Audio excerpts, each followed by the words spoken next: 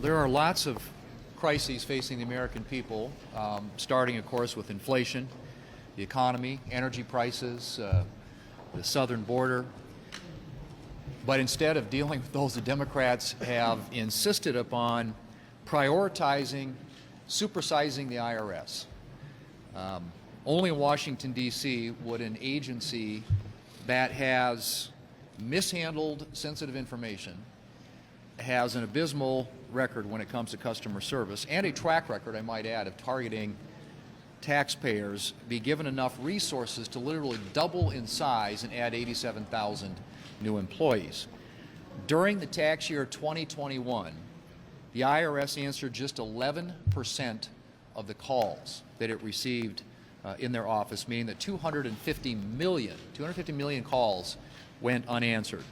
In the past 2 years alone, the IRS has inadvertently posted confidential information from 120,000 taxpayers and destroyed 30 million unprocessed tax documents.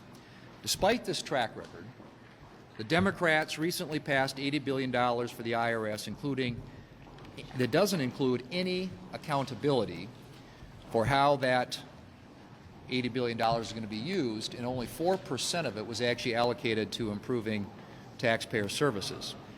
It is clear that the IRS is ripe for reform.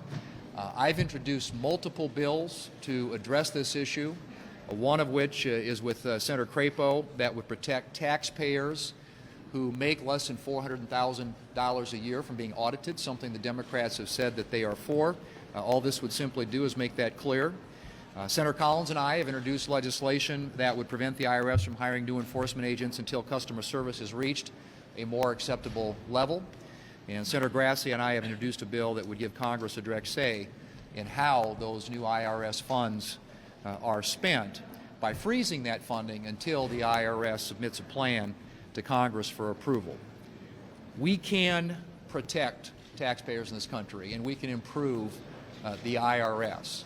But it certainly isn't by handing them a blank check for $80 billion and another 87,000 new employees. There needs to be transparency, there needs to be accountability to the American people, and we're going to insist that we get it.